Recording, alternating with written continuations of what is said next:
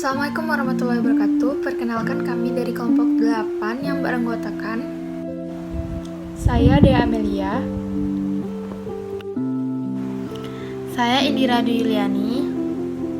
Saya Muhammad Safrizal. Pada kesempatan kali ini, saya dan teman-teman akan membahas tentang audit siklus pengeluaran pengujian substantif terhadap aktiva tetap. Nah, untuk pembahasan lebih lanjut, teman-teman bisa melihat video berikut ini ya. Nah, definisi dari aktiva tetap ini ialah segala satu kekayaan yang dimiliki oleh perusahaan mempunyai manfaat ekonomis lebih dari 1 tahun serta dapat digunakan dalam membantu perusahaan dalam bisnisnya dan serta tidak ditujukan untuk diperjualbelikan kembali. Selanjutnya ada klasifikasi aktiva tetap.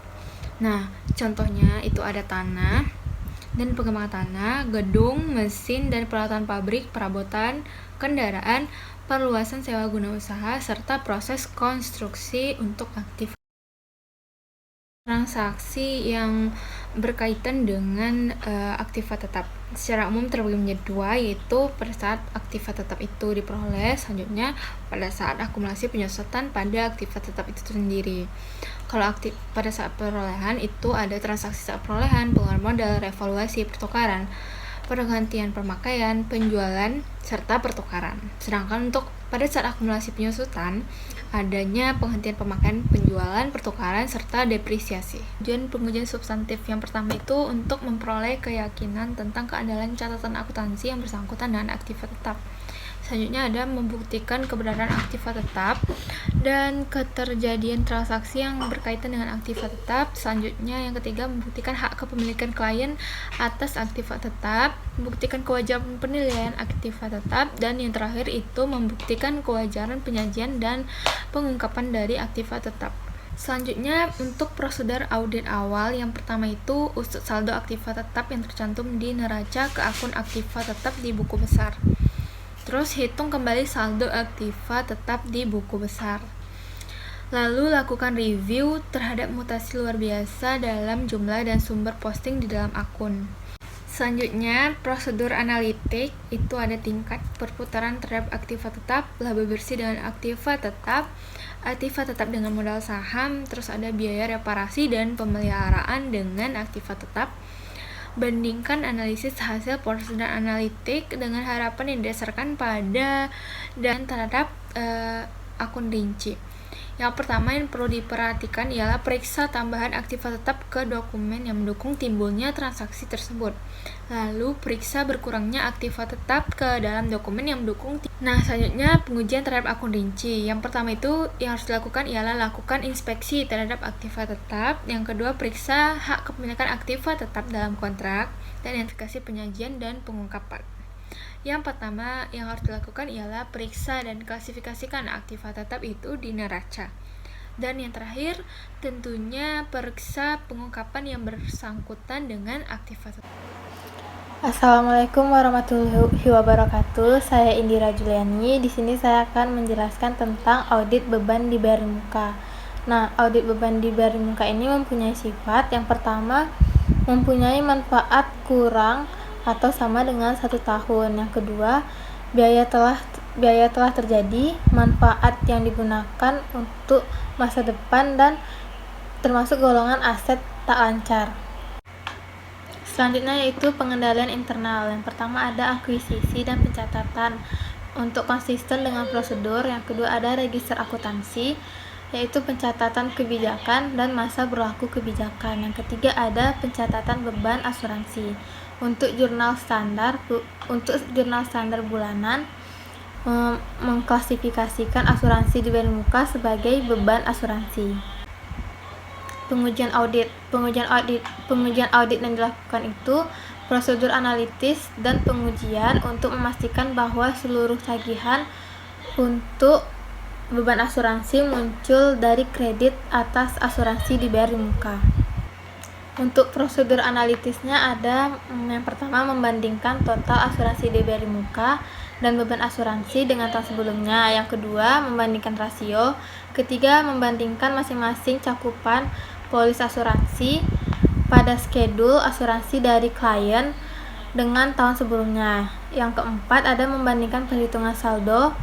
Yang kelima ada menelaah kewajaran cakupan asuransi pada skedul asuransi diberi muka bersama pegawai klien atau pegawai asuransi. Pengujian perincian saldo. Yang pertama ada keberadaan dan keterjadian. Yang pertama menguji sampel faktur asuransi dan polis sebagai perbandingan dengan skedul. Yang kedua ada kelengkapan untuk memverifikasi jumlah premi asuransi, lama periode asuransi, dan alokasi premi atas asuransi yang belum jatuh tempo.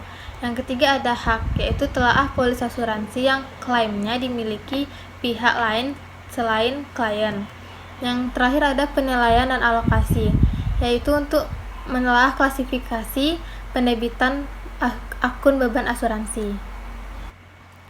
Audit hutang akrual. Nah, di dalam hutang akrual itu ada utang gaji, pajak atas hutang gaji, bonus karyawan akrual, komisi akrual, honor profesional akrual. Selanjutnya ada audit pajak properti akrual. Yang pertama, kita perlu melakukan verifikasi akrual dengan pembayaran pajak properti tahun berjalan. Yang kedua, membandingkan skedul pembayaran pajak properti dari klien dengan tahun sebelumnya. Yang ketiga, membandingkan jumlah skedul dengan tagihan pajak. Yang keempat, penghitungan kembali pajak properti akrual dan beban pajak properti. Saya Muhammad Safrizal akan melanjutkan materi selanjutnya, audit akun pendapatan dan beban. Sebagian besar pengguna laporan keuangan sangat bergantung pada laporan laba rugi dibandingkan neraca dalam pengambilan keputusan. Ada dua konsep berikut dalam audit akun pendapatan dan beban merupakan hal penting dalam mempertimbangkan laporan laba rugi. Yang pertama ada kesesuaian antar periode pendapatan dan beban diperlukan untuk menentukan hasil yang benar. Yang kedua, penerapan prinsip akuntansi yang konsisten dalam periode yang penting untuk perbandingan. Pendekatan audit atas akun pendapatan dan beban. Bagian dari audit yang langsung mempengaruhi akun ini adalah yang pertama, prosedur analitis. Yang kedua, pengujian pengenalian dan pengujian substantif atas transaksi. Yang ketiga, pengujian perincian saldo. Prosedur analitis. 1. Membandingkan beban individual dengan tahun sebelumnya. 2. Membandingkan aset individual dan saldo hutang dengan tahun sebelumnya. Yang 3. Membandingkan beban individual dengan anggaran. Yang membandingkan presentasi laba kuartal dengan tahun sebelumnya. Membandingkan rasio perputaran persediaan dengan tahun sebelumnya. Membandingkan beban ADDM dengan tahun sebelumnya. Membandingkan beban komisi dibagi dengan penjualan dengan rasio tahun sebelumnya. Membandingkan beban manufaktur individual dibagi biaya total manufaktur dengan rasio tahun sebelumnya. Pengujian pengenalian dan substantif atas transaksi. Melakukan verifikasi laporan laba rugi dalam setiap siklus transaksi untuk mendapatkan pemahaman mengenai pengenalian internal dan pengujian atas rincian saldo dan analisis beban. Analisis akun beban melibatkan penyelidikan auditor terhadap dokumen pendukung untuk transaksi dan perincian atas total akun beban. Dalam analisis beban dan akun laporan laba rugi lainnya, auditor melakukan verifikasi transaksi dalam akun yang spesifik untuk menentukan apakah transaksi tersebut dikualifikasi dengan benar dan dicatat secara akurat. Pengujian perincian saldo. Analisis beban ada 3. Yang pertama, analisis beban perbaikan pemeliharaan sebagai bagian verifikasi aset tetap. Yang kedua, analisa beban sewa sebagai bagian dari sewa akrual atau dibayar di muka. Yang ketiga, analisa beban pengujian perincian saldo alokasi. Pertama, ada pengujian untuk keseluruhan kewajaran dengan prosedur analitis. Yang kedua, perhitungan kembali atas hasil perhitungan klien. Yang ketiga, kepatuhan pada GA. Terima kasih kepada teman-teman yang telah bersedia untuk melihat video kami. Saya mewakili kelompok meminta maaf apabila terdapat kesalahan dari penyampaian kami. Lebih dan kurang mohon maaf. Terima kasih dan wassalamualaikum warahmatullahi wabarakatuh.